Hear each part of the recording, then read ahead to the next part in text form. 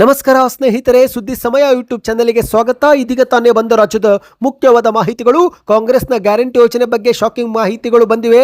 ಮತ್ತೊಂದೆಡೆಯಲ್ಲಿ ದುಡ್ಡು ಕೊಟ್ಟು 17 ಶಾಸಕರನ್ನ ಖರೀದಿ ಮಾಡಿದ್ದೇ ಬಿಜೆಪಿಯ ಸರ್ಕಾರದ ಪತನಕ್ಕೆ ಕಾರಣವಾಯಿತು ಎಂದು ಈಶ್ವರಪ್ಪನವರು ಶಾಕಿಂಗ್ ಹೇಳಿಕೆ ಕೊಟ್ಟಿದ್ದು, ಇದೇ ಹೇಳಿಕೆಗೆ ಮಾಜಿ ಸಚಿವ BC ಪಾಟೀಲ್ ಅವರು ಗರಂ ಆಗಿ ಒಂದು ಟ್ವೀಟ್ ಮಾಡಿದ್ದಾರೆ. ಆ ಬಗ್ಗೆಯೂ ಕೂಡ ನೋಡೋಣ. ಗೃಹಲಕ್ಷ್ಮಿ ಯೋಜನೆ ಕುರಿತಂತೆ ಶಾಕಿಂಗ್ ಮಾಹಿತಿಗಳು ಬಂದಿವೆ. 19,000 ಮಹಿಳೆಯರ ಒಂದೇ ಬ್ಯಾಂಕ್ ಅಕೌಂಟ್, ಗೃಹಲಕ್ಷ್ಮಿ ಸ್ಕೀಮು ಕೋಟಿ ಸ್ಕ್ಯಾಮು. ಇದೇ ವಿಚಾರಕ್ಕೆ ಬಿಜೆಪಿ ನಾಯಕರು ಆಕ್ರೋಶ ವ್ಯಕ್ತಪಡಿಸುತ್ತಿದ್ದಾರೆ.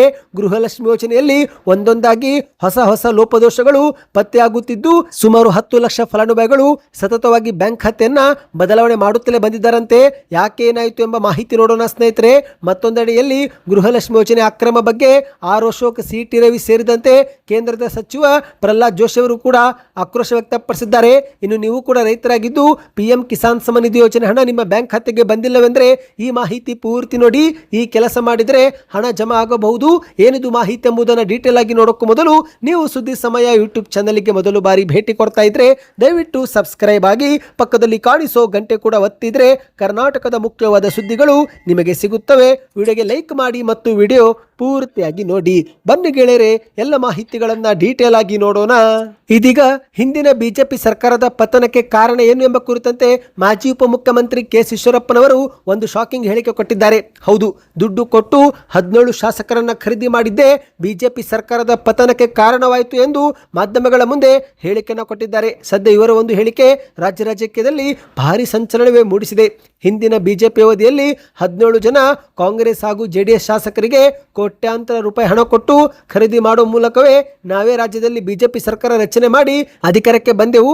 ಆದರೆ ಅದೇ ಅಡ್ಡ ಮಾರ್ಗ ಅಂತಿಮವಾಗಿ ನಮ್ಮದೇ ಸರ್ಕಾರದ ಪತನಕ್ಕೂ ಕೂಡ ಕಾರಣವಾಯಿತು ಎಂದು ಹೇಳಿಕೆಯನ್ನು ಕೊಟ್ಟಿದ್ದಾರೆ. ಹೌದು, ಮಾಧ್ಯಮಗಳ ಮುಂದೆ ತೀವ್ರವಾಗಿಯೇ ಅಸಮಾಧಾನ ಹೊರಗೆ ಹಾಕಿದಂತೆ ಈಶ್ವರಪ್ಪನವರು ಅಂದು 17 ಜನ ಶಾಸಕರನ್ನು ಆಪರೇಷನ್ ಕಮಲದ ಮೂಲಕ ಪಕ್ಷಕ್ಕೆ ಕರೆತಂದು ಸರ್ಕಾರ ರಚನೆ ಮಾಡಿದೆವು. ಆ ಕ್ಷಣಕ್ಕೆ ನಮಗೇನೋ ಅಧಿಕಾರ ಸಿಕ್ಕಿತ್ತು, ಆದರೆ ಅದು ತಾತ್ಕಾಲಿಕ ಖುಷಿಯಾಗಿತ್ತು. ಆದರೆ ವಾಸ್ತವದಲ್ಲಿ ಆ ಒಂದು ತಪ್ಪು ನಿರ್ಧಾರವೇ ನಮ್ಮ ಪಕ್ಷದ ಶಿಸ್ತನ್ನು ಹಾಳು ಮಾಡಿತು. ಅಂತಿಮವಾಗಿ ನಮ್ಮದೇ ಸರ್ಕಾರ ಜನರ ವಿಶ್ವಾಸವನ್ನು ಕಳೆದುಕೊಂಡು ಮಣ್ಣು ಮುಕ್ಕಲು ಕಾರಣವಾಯಿತು ಎಂದು ಪಶ್ಚಾತ್ತಾಪದ ಮಾತುಗಳನ್ನಾಡಿದ್ದಾರೆ. ಸದ್ಯ ಇವರ ಒಂದು ಹೇಳಿಕೆ ವೈರಲ್ ಆಗುತ್ತಿದ್ದಂತೆ ಮಾಜಿ ಸಚಿವ BC ಪಾಟೀಲ್ ಅವರು ಟ್ವೀಟ್ ಮಾಡಿ ಆಕ್ರೋಶ ವ್ಯಕ್ತಪಡಿಸಿದ್ದಾರೆ.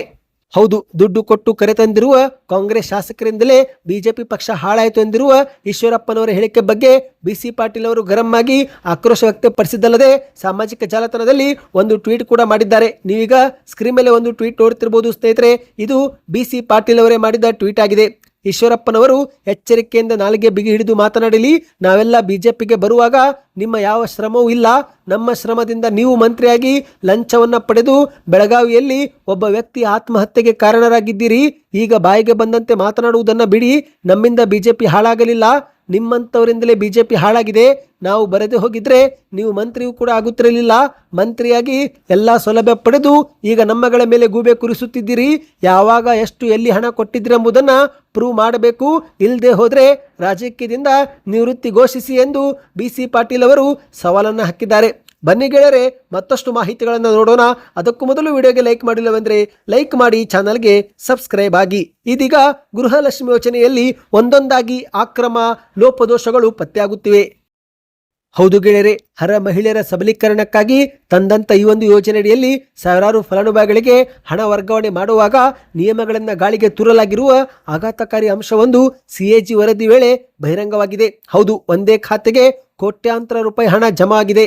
ಮಹಿಳಾ ಮತ್ತು ಮಕ್ಕಳ ಅಭಿವೃದ್ಧಿ ಇಲಾಖೆಯ ದತ್ತಾಂಶಗಳನ್ನು ಪರಿಶೀಲಿಸಿದಾಗ ಬರೋಬ್ಬರಿ 19,020 ಫಲಾನುಭವಿಗಳು ಒಂದೇ ಬ್ಯಾಂಕ್ ಖಾತೆ ಸಂಖ್ಯೆ ಹಂಚಿಕೊಂಡಿರುವುದು ಪತ್ತೆಯಾಗಿದೆ. ಅಂದರೆ ಸ್ನೇಹಿತರೆ, ಹೆಸರು ಮಾತ್ರ ಬೇರೆ ಬೇರೆ ಫಲಾನುಭವಿಗಳಾಗಿದ್ದು ಆದರೆ ಬ್ಯಾಂಕ್ ಖಾತೆ ಒಂದೇ ಆಗಿದೆ. ಈ ಮೂಲಕ ಆ ಒಂದೇ ಬ್ಯಾಂಕ್ ಅಕೌಂಟ್ಗೆ 60 ಕೋಟಿ ರೂಪಾಯಿ ಹಣ ವರ್ಗಾವಣೆ ಮಾಡಲಾಗಿದೆ. ಅಷ್ಟು ಮಾತ್ರವಲ್ಲ ಸ್ನೇಹಿತರೆ, ಇನ್ನೂ ಒಂದು ಹೆಜ್ಜೆ ಮುಂದೆ ಹೋಗಿ ಮಾಹಿತಿಗಳನ್ನು ಪರಿಶೀಲನೆ ಮಾಡುವ ವೇಳೆ ಬ್ಯಾಂಕ್ ಖಾತೆ ಇಲ್ಲದೇ ಇದ್ರೂ 46 ಕೋಟಿ ರೂಪಾಯಿ ಬಿಡುಗಡೆಯಾಗಿದೆ ಅಂತೆ. ಹೌದು, ಯಾವುದೇ ಬ್ಯಾಂಕ್ ಖಾತೆ ಸಂಖ್ಯೆ ನಮೂದಿ ಆಗದಿದ್ರೂ 23,262 ವಹಿವಾಟುಗಳ ಮೂಲಕ 46 ಕೋಟಿ ರೂಪಾಯಿ ಹಣ ಬಿಡುಗಡೆ ಆಗಿರುವುದು ಪತ್ತೆಯಾಗಿದೆ. ಬ್ಯಾಂಕ್ ಖಾತೆ ಸಂಖ್ಯೆ ಇಲ್ಲವೆಂದರೂ ಕೂಡ ಇಷ್ಟು ದೊಡ್ಡ ಮೊತ್ತದ ಹಣ ಯಾರಿಗೆ ಮತ್ತು ಹೇಗೆ ತಲುಪಿತು, ಎಲ್ಲಿ ತಲುಪಿತು ಎಂಬ ಒಂದು ಆತಂಕ ಈಗ ವ್ಯಕ್ತವಾಗಿದೆ. ಅಷ್ಟು ಮಾತ್ರವಲ್ಲ ಸ್ನೇಹಿತರೆ, ಮತ್ತೊಂದು ಶಾಕಿಂಗ್ ಮಾಹಿತಿ ಏನೆಂದರೆ ಲಕ್ಷಾಂತರ ಫಲಾನುಭವಿಗಳು ಬ್ಯಾಂಕ್ ಖಾತೆಯನ್ನ ಸತತವಾಗಿ ಬದಲಾವಣೆ ಮಾಡಿದ್ದಾರೆ. ಹೌದು, ವರದಿಯ ಪ್ರಕಾರ 10 ಲಕ್ಷಕ್ಕೂ ಹೆಚ್ಚು ಫಲಾನುಭವಿಗಳ ಬ್ಯಾಂಕ್ ಖಾತೆ ಒಂದಕ್ಕಿಂತ ಹೆಚ್ಚು ಬಾರಿ ಪದೇ ಪದೇ ಬದಲಾಯಿಸಲಾಗಿದೆ. ಅಂದ್ರೆ ಒಂದು ದಿನ ಒಂದು ಬ್ಯಾಂಕ್ ಖಾತೆ ಇದ್ರೆ ಮುಂದಿನ ತಿಂಗಳು ಮತ್ತೊಂದು ಬ್ಯಾಂಕ್ ಖಾತೆ. ಈ ರೀತಿಯಾಗಿ 10 ಲಕ್ಷ ದಾಖಲೆಗಳಲ್ಲಿ ಈ ರೀತಿ ಗೊಂದಲಗಳು ಕಂಡು ಬಂದಿರುವುದು ಬೆಳಕಿಗೆ ಬಂದಿದೆ. ನಿಮ್ಮ ಬ್ಯಾಂಕ್ ಖಾತೆಗೆ ಗೃಹಲಕ್ಷ್ಮಿ ಯೋಜನೆ ಹಣ ಜಮೆ ಆಗ್ತಾ ಇದೆಯಾ? ಕಮೆಂಟ್ ಮಾಡಿ ಸ್ನೇಹಿತರೆ. ಮಾಹಿತಿಯ ಪ್ರಕಾರ ಇದುವರೆಗೆ ಸರ್ಕಾರ 3 ವರ್ಷಗಳಲ್ಲಿ 72,000 ಕೋಟಿ ರೂಪಾಯಿ ಜಮಾ ಮಾಡಿದೆ. ಶೀಘ್ರವೇ ಇದು 75,000 ಕೋಟಿ ತಲುಪಲಿದೆ. ಹೌದು, ಸರ್ಕಾರ ಹಲವರಿಗೆ ಕಂತುಗಳನ್ನು ಜಮೆ ಮಾಡ್ತಾ ಇದೆ ಸ್ನೇಹಿತರೆ. ಕೆಲವರಿಗೆ 30 ಕಂತುಗಳು ಬಿಡುಗಡೆ ಆಗಿದ್ರೆ ಇನ್ನು ಕೆಲವರಿಗೆ 26 ಕಂತು ಕೊನೆಯದಾಗಿದೆ. ನಿಮ್ಮ ಬ್ಯಾಂಕ್ ಖಾತೆಗೆ ಕೊನೆಯ ಕಂತು ಯಾವಾಗ ಮತ್ತು ಯಾವ ತಿಂಗಳಲ್ಲಿ ಬಂದಿತ್ತು? ಕಮೆಂಟ್ ಮಾಡಿ. ಈಗ ಗೃಹಲಕ್ಷ್ಮಿ ಯೋಜನೆಯಲ್ಲಿ ನಡೆಯುತ್ತಿರುವ ಅಕ್ರಮ ಬಗ್ಗೆ ಬಿಜೆಪಿ ನಾಯಕರು ಗರಂ ಆಗಿ ಮಾಧ್ಯಮಗಳ ಮುಂದೆ ವಾಗ್ದಾಳಿ ಮಾಡ್ತಿದ್ದಾರೆ. ಮೊದಲಿಗೆ ಮಾಜಿ ಸಚಿವ ಸಿ.ಟಿ. ರವಿಯವರು ಕೂಡ ಕಿಡಿಕಾರಿದ್ದಾರೆ. ಗೃಹಲಕ್ಷ್ಮಿ ಯೋಜನೆಯಲ್ಲಿ ಗೋಲ್ಮಾಲ್ ಆಗುತ್ತಿತ್ತು ಎಂಬ ಆರೋಪ ಬಂದಲ್ಲೇ ಈಗ 19,000ಕ್ಕೂ ಅಧಿಕ ಜನರ ಹಣ ಒಂದೇ ಬ್ಯಾಂಕ್ ಖಾತೆಗೆ ಜಮಾ ಆಗಿರುವ ಸುದ್ದಿ ಹೊರಗೆ ಬಂದಿದ್ದು, ಇದಕ್ಕೆ ಸಿ.ಟಿ. ರವಿಯವರು ಕಾಂಗ್ರೆಸ್ ವಿರುದ್ಧ ವಾಗ್ದಾಳಿ ಮಾಡಿದ್ದಾರೆ. ಮಾಧ್ಯಮಗಳ ಮುಂದೆ ಮಾತನಾಡಿದಂತೆ ಇವರು 19,020 ಫಲಾನುಭವಿಗಳ ಗೃಹಲಕ್ಷ್ಮಿ ಯೋಜನೆ ಹಣ ಒಂದೇ ಬ್ಯಾಂಕ್ ಖಾತೆಗೆ ಜಮೆ ಆಗುತ್ತಿತ್ತು ಅಂದ್ರೆ ನೀವೇ ನೋಡಿ ಎಷ್ಟರ ಮಟ್ಟಿಗೆ ಬ್ರಹ್ಮಾಂಡ ಭ್ರಷ್ಟಾಚಾರ ನಡೀತಾ ಇದೆ. ಇದೊಂದು ಯೋಜಿತ ಲೂಟಿಯಲ್ಲದೆ ಮತ್ತೇನು ಎಂದು ಪ್ರಶ್ನೆ ಮಾಡಿದ್ದಾರೆ. ಅಷ್ಟು ಮಾತ್ರವಲ್ಲ, ಬ್ಯಾಂಕ್ ಖಾತೆಯ ಸಂಖ್ಯೆ ಇಲ್ಲದಿದ್ದರೂ ಕೂಡ 46 ಕೋಟಿ ರೂಪಾಯಿ ಪಾವತಿ ಮಾಡಲಾಗಿದೆ ಅಂತೆ. ಹಾಗಾದ್ರೆ ಆ ಒಂದು ಹಣ ಯಾರ ಪಾಲಾಯಿತು? ಖಾತೆಗಳು ಯಾರದ್ದು ಎಂದು ಸಿ.ಟಿ. ರವಿಯವರು ಪ್ರಶ್ನೆ ಮಾಡಿದ್ದಾರೆ. ನಾವು ಈ ಒಂದು ಹಿಂದೆನೆ ಬೆಳಗಾವಿ ಅಧಿವೇಶನದಲ್ಲಿ ಗೃಹಲಕ್ಷ್ಮಿ ಯೋಜನೆಯ 5,000 ಕೋಟಿ ರೂಪಾಯಿ ಎಲ್ಲಿ ಹೋಗಿದೆ ಎಂದು ಪ್ರಶ್ನೆ ಮಾಡಿದ್ದೆವು. ಆ ಒಂದು ಪ್ರಶ್ನೆಗೆ ಕಾಂಗ್ರೆಸ್ ಸರ್ಕಾರ ಇದುವರೆಗೆ ಉತ್ತರವೇ ಕೊಟ್ಟಿಲ್ಲ. ಇವರು ಶೀಘ್ರವೇ ಉತ್ತರ ಕೊಡಬೇಕು ಮತ್ತು ಈಗಿನ ಒಂದು ಅಕ್ರಮಗಳ ತನಿಖೆ ಆಗಬೇಕು. ಇಲ್ಲದೆ ಹೋದರೆ ಇದೊಂದು ಲೂಟಿ ಸರ್ಕಾರ ಎನ್ನುವುದು ಯಾವುದೇ ಅನುಮಾನಕ್ಕೆ ಆಸ್ಪದ ಇಲ್ಲದಂತೆ ಸಾಬೀತಾಗುತ್ತೆ ಎಂದು ಸಿ.ಟಿ. ರವಿಯವರು ಹೇಳಿಕೆ ಕೊಟ್ಟಿದ್ದಾರೆ. ಇನ್ನು ಇದೊಂದು ಕಡೆ ಆದರೆ ಮತ್ತೊಂದೆಡೆಯಲ್ಲಿ ಇದೇ ಒಂದು ವಿಚಾರ ಮುಂದಿಟ್ಟುಕೊಂಡು ಆರೋಷಕ್ ಅವರು ಕೂಡ ವಾಗ್ದಾಳಿ ಮಾಡಿದ್ದಾರೆ. ಹೌದು ಗೆಳೆಯರೆ, ಗೃಹಲಕ್ಷ್ಮಿ ಯೋಜನೆ ಹಣ ಅಕ್ರಮವಾಗಿ ಬೇರೆಯವರಿಗೆ ಜಮಾ ಆಗುತ್ತಿರುವ ಬಗ್ಗೆ ಆರೋಷಕ್ ಅವರು ಕಿಡಿಕಾರಿದ್ದು, ಇದು ಬಡವರ ಮಹಿಳೆಯರ ಸಬಲೀಕರಣ ಯೋಜನೆ ಅಲ್ಲ, ಬದಲಿಗೆ ಕಾಂಗ್ರೆಸ್ಸಿಗರ ಜೇಬು ತುಂಬಿಸುವ ಕಾಂಗ್ರೆಸ್ ಲಕ್ಷ್ಮಿ ಯೋಜನೆ ಎಂದು ಮಾಧ್ಯಮಗಳ ಮುಂದೆ ಟೀಕೆ ಮಾಡಿದ್ದಾರೆ. ಬರೋಬ್ಬರಿ 19,020 ಫಲಾನುಭವಿಗಳಿಗೆ ತಲುಪಬೇಕಾದಂತಹ ಹಣ ಒಂದೇ ಬ್ಯಾಂಕ್ ಖಾತೆಗೆ ಹೋಗಿದೆ ಅಂದ್ರೆ ನಾನು ಇದನ್ನ ಕೇವಲ ತಾಂತ್ರಿಕ ದೋಷ ಎಂದು ಒಪ್ಪಲು ಸಾಧ್ಯವಿಲ್ಲ. ಸಾವಿರಾರು ಮಹಿಳೆಯರ ಹೆಸರಲ್ಲಿ ಬಿಡುಗಡೆ ಆದಂತ ಈ ಒಂದು ಹಣ ಅಂತಿಮವಾಗಿ ಯಾರ ಖಾತೆಗೆ ತಲುಪಿದೆ ಎಂಬುದನ್ನ ಸರ್ಕಾರ ಸ್ಪಷ್ಟನೆ ಕೊಡಬೇಕು ಎಂದಿದ್ದಾರೆ. ಇದರ ಜೊತೆಗೇನೆ ಸ್ನೇಹಿತರೆ, ಇದೊಂದು ವ್ಯವಸ್ಥಿತವಾಗಿ ನಡೆದಿರುವ ದರೋಡೆ ಎಂದು ಮಾಧ್ಯಮಗಳ ಮುಂದೆ ಆರೋಷಕ್ ಅವರು ಆರೋಪ ಮಾಡಿದ್ದಾರೆ. ಈ ಒಂದು ಹಿಂದಿನ ಹಳೆಯ 3 ಕಂತುಗಳು ಇದುವರೆಗೆ ಫಲಾನುಭವಿಗಳಿಗೆ ತಲುಪೇ ಇಲ್ಲ. ಸಾವಿರಾರು ಕೋಟಿ ರೂಪಾಯಿ ಹಣ ಮಹಿಳೆಯರ ಹೆಸರಲ್ಲಿ ಸರ್ಕಾರದಿಂದ ಬಿಡುಗಡೆ ಆಗುತ್ತಿದ್ರೂ ಬಡವರಿಗೆ ತಲುಪದೆ ಎಲ್ಲಿ ಮಾಯವಾಗುತ್ತಿದೆ ಎಂದು ಆರೋಷಕ್ ಅವರು ಹೇಳಿದ್ದಾರೆ. ಬಡವರ ಹಕ್ಕಿನ ಹಣವನ್ನು ಯಾರು ಗುಳುಂ ಮಾಡಿದ್ದಾರೆಂಬುದು ರಾಜ್ಯ ಸರ್ಕಾರ ಸ್ಪಷ್ಟನೆ ಕೊಡಬೇಕು ಎಂದು ಆರೋಷಕ್ ಅವರು ಹೇಳಿಕೆ ಕೊಟ್ಟಿದ್ದಾರೆ. ಇದೀಗ ಈ ಒಂದು ಯೋಜನೆಯಲ್ಲಿ ಪಾರದರ್ಶಕತೆ ಇದ್ರೆ ಆಡಿಟ್ ಮಾಡಲು ಸಿಎಜಿಗೆ ದಾಖಲೆ ನೀಡಲು ಸರ್ಕಾರ ಯಾಕೆ ಹಿಂದೇಟು ಹಾಕುತ್ತಿದೆ ಎಂದು ಆರೋಷಕ್ ಅವರು ಪ್ರಶ್ನೆ ಮಾಡಿದ್ದಾರೆ. ಫಲಾನುಭವಿಗಳ ಸಂಪೂರ್ಣ ಪಟ್ಟಿ ನೀಡಲು ಇವರು ನಿರಾಕರಿಸುತ್ತಿದ್ದಾರೆ. ಯೋಜನೆಯಿಂದ ರದ್ದುಪಡಿಸಲಾದ ಅರ್ಹರ ಮಾಹಿತಿಯೂ ಕೂಡ ಮುಚ್ಚಿಟ್ಟಿದ್ದಾರೆ. ಆಡಿಟ್ಗೆ ಅಗತ್ಯವಿರುವ ಪ್ರಮುಖ ದಾಖಲೆ ಒದಗಿಸದಿರುವುದು ಸರ್ಕಾರದ ಮೇಲಿನ ಅನುಮಾನ ಮತ್ತಷ್ಟು ಹೆಚ್ಚಿಗೆ ಮಾಡಿದೆ. ಮಡಿಕೆಯಲ್ಲಿ ಅಕ್ಕಿ ಇದ್ರೆ ಮುಚ್ಚಳ ತೆಗೆದು ತೋರಿಸಲು ಭಯ ಯಾಕೆ ಎಂದು ಆರೋಷಕ್ ಅವರು ವ್ಯಂಗ್ಯವಾಡಿದ್ದಾರೆ. ಇನ್ನು ಸ್ನೇಹಿತರೆ, ಕೊನೆಯದಾಗಿ ಕೇಂದ್ರದ ಸಚಿವ ಪ್ರಹ್ಲಾದ್ ಜೋಶಿ ಅವರು ಕೂಡ ನವದೆಹಲಿಯಲ್ಲಿ ವಾಗ್ದಾಳಿ ಮಾಡಿದ್ದಾರೆ. ಕಾಂಗ್ರೆಸ್ ಸರ್ಕಾರದ ಕಳ್ಳಾಟ ಈಗ ಬಯಲಾಗಿದೆ ಎಂದು ಮಾಧ್ಯಮಗಳ ಮುಂದೆ ಹೇಳಿಕೆ ಕೊಟ್ಟಿದ್ದಾರೆ. ಹೌದು, ಸುದ್ದಿಗಾರರ ಮುಂದೆ ನವದೆಹಲಿಯಲ್ಲಿ ಮಾತನಾಡಿದಂತೆ ಇವರು ಕಾಂಗ್ರೆಸ್ ಸರ್ಕಾರದ ಗೃಹಲಕ್ಷ್ಮಿ ಯೋಜನೆ ಕಳ್ಳಾಟವನ್ನು ಸಿಎಜಿ ವರದಿನೇ ಬಿಚ್ಚಿಟ್ಟಿದೆ. ಜನರ ಹಣವನ್ನು ಹೇಗೆ ರಾಜರೋಷವಾಗಿ ಲೂಟಿ ಮಾಡಿದ್ದಾರೆ ಎಂಬುದಕ್ಕೆ ಇದೊಂದು ಸ್ಪಷ್ಟ ನಿದರ್ಶನ ಎಂದು ಪ್ರಹ್ಲಾದ್ ಜೋಶಿ ಅವರು ಹೇಳಿಕೆ ಕೊಟ್ಟಿದ್ದಾರೆ. ಮತ್ತೆ ಮುಂದುವರೆದು ಮಾತನಾಡಿ, ಕರ್ನಾಟಕದಲ್ಲಿ ಗ್ಯಾರಂಟಿ ಹೆಸರಲ್ಲಿ ಅಧಿಕಾರಕ್ಕೆ ಬಂದಿರುವ ಕಾಂಗ್ರೆಸ್ ಸರ್ಕಾರ ಅದೇ ಯೋಜನೆಗಳನ್ನ ಜನರ ಹಿತಕ್ಕಿಂತ ಭ್ರಷ್ಟಾಚಾರಕ್ಕೆ ಬಳಸಿಕೊಳ್ಳುತ್ತಿದೆ.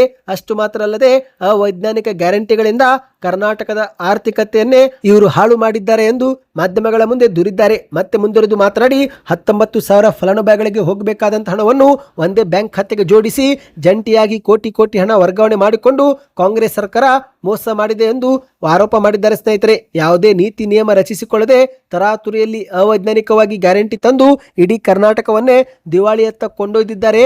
ಇತ್ತ ಜನರಿಗೂ ಕೂಡ ಸರಿಯಾಗಿ ಹಣ ಜಮಾ ಮಾಡದೆ ಮಹಾ ವಂಚನೆ ಇವರು ಮಾಡ್ತಿದ್ದಾರೆ ಎಂದು ಪ್ರಹ್ಲಾದ್ ಜೋಶಿ ಅವರು ಹರಿಹಾಯ್ದಿದ್ದಾರೆ. ಬನ್ನಿ ಗೆಳೆಯರೆ, ಕೊನೆಯ ಮಾಹಿತಿಗೆ ಹೋಗೋಣ. ನೀವು ಕೂಡ ರೈತರಾಗಿದ್ದು PM ಕಿಸಾನ್ ಸಮ್ಮಾನ್ ನಿಧಿ ಯೋಜನೆ ಫಲಾನುಭವಿಗಳಾಗಿದ್ದರೆ ಇತ್ತೀಚೆಗೆ ಜೂನ್ 20ರಂದು ಬಿಡುಗಡೆ ಮಾಡಲಾಗಿರುವ 23ನೇ ಕಂತಿನ 2,000 ರೂಪಾಯಿ ನಿಮ್ಮ ಬ್ಯಾಂಕ್ ಖಾತೆಗೆ ಜಮಾ ಆಯ್ತಾ? ಕಮೆಂಟ್ ಮಾಡಿ. ಹೌದು, ಕೇಂದ್ರ ಸರ್ಕಾರ ವರ್ಷಕ್ಕೆ ರೈತರ ಬ್ಯಾಂಕ್ ಖಾತೆಗಳಿಗೆ 6,000 ರೂಪಾಯಿ ಜಮೆ ಮಾಡುತ್ತೆ. ಇದುವರೆಗೆ 23 ಕಂತು ಜಮೆ ಮಾಡುವ ಮೂಲಕ ಅರ್ಹ ಫಲಾನುಭವಿಗಳ ಬ್ಯಾಂಕ್ ಖಾತೆಗೆ 46,000 ರೂಪಾಯಿ ಹಾಕಲಾಗಿದೆ. ಅಂದಹಾಗೆ ಸ್ನೇಹಿತರೆ, ಶನಿವಾರ ಜೂನ್ 20ರಂದು ಪ್ರಧಾನಿ ಮೋದಿ ಅವರು ಮತ್ತೊಂದು ಕಂತು ಬಿಡುಗಡೆ ಮಾಡಿದ್ದಾರೆ. ನೀವೇನಾದರೂ ಈ ಒಂದು ಹಣ ಪಡೆದುಕೊಂಡಿಲ್ಲವೆಂದರೆ ಕೂಡಲೇ ಈ ಕೆಲಸ ಮಾಡಿಕೊಳ್ಳಿ. ಹೌದು ಗೆಳೆಯರೆ, ಹಣ ಜಮಾ ಆಗದಿರುವುದು ಮೊದಲ ಕಾರಣ ಈ KYC ಪ್ರಕ್ರಿಯೆ ಪೂರ್ಣವಾಗದಿರುವುದು. ಹೌದು, ಈ KYC ಜೊತೆಗೆ ಭೂ ದಾಖಲೆಗಳನ್ನು ಲಿಂಕ್ ಮಾಡಿಕೊಳ್ಳಬೇಕು. ಬ್ಯಾಂಕ್ ಖಾತೆಗೆ ಆಧಾರ್ ಕಾರ್ಡು ಲಿಂಕ್ ಆಗಿರಬೇಕು ಮತ್ತು ಮುಖ್ಯವಾಗಿ ಅರ್ಜಿ ಸಲ್ಲಿಕೆ ಮಾಡುವಾಗ ಮಾಹಿತಿಗಳು ತಪ್ಪಾಗಿದ್ರೆ ಅದನ್ನು ನೀವು ಸರಿಪಡಿಸಿಕೊಳ್ಳಬೇಕು. ಹೌದು ಗೆಳೆಯರೆ, ಮಾಹಿತಿ ಏನಾದರೂ ತಪ್ಪಾಗಿದ್ರೆ, ಹೆಸರು ಮಿಸ್ ಮ್ಯಾಚ್ ಆದ್ರೆ ನಿಮ್ಮ ಹಣವನ್ನು ತಡೆ ಹಿಡಿಯಲಾಗುತ್ತದೆ. ಅಂದಹಾಗೆ ಇಷ್ಟೆಲ್ಲ ಕೂಡ ಸರಿಯಾಗಿದ್ದರೂ ಕೂಡ ನಿಮಗೆ ಹಣ ಬಂದಿಲ್ಲವೆಂದರೆ ಆಗ ನೀವು ಸ್ಕ್ರೀನ್ ಮೇಲೆ ಕಾಣುತ್ತಿರುವ ಟೋಲ್ ಫ್ರೀ ಸಂಖ್ಯೆಗೆ ಕರೆ ಮಾಡಿ ಹೆಚ್ಚಿನ ಮಾಹಿತಿಯನ್ನು ಪಡೆದುಕೊಳ್ಳಬಹುದು. ಅಥವಾ ಹತ್ತಿರದ ರೈತ ಸೇವಾ ಕೇಂದ್ರ ಅಥವಾ ಕೃಷಿ ಇಲಾಖೆ ಅಧಿಕಾರಿಗಳನ್ನ ಭೇಟಿ ಮಾಡಿಯೂ ಕೂಡ ನಿಮ್ಮ ಒಂದು ಸ್ಟೇಟಸ್ ಅರ್ಜಿ ಸ್ಥಿತಿಗತಿಯನ್ನ ಚೆಕ್ ಮಾಡಿಕೊಳ್ಳಬಹುದು. ಸ್ನೇಹಿತರೆ, ಕಿಸಾನ್ ಸಮ್ಮಾನ್ ಬಗ್ಗೆ ಇನ್ನಷ್ಟು ಮಾಹಿತಿ ಬೇಕಂದ್ರೆ ಕಮೆಂಟ್ ನಲ್ಲಿ ಕಿಸಾನ್ ಸಮ್ಮಾನ್ ಎಂದು ಕಮೆಂಟ್ ಮಾಡ್ತಾ ಚಾನಲ್ಗೆ ಸಬ್ಸ್ಕ್ರೈಬ್ ಆಗಿ.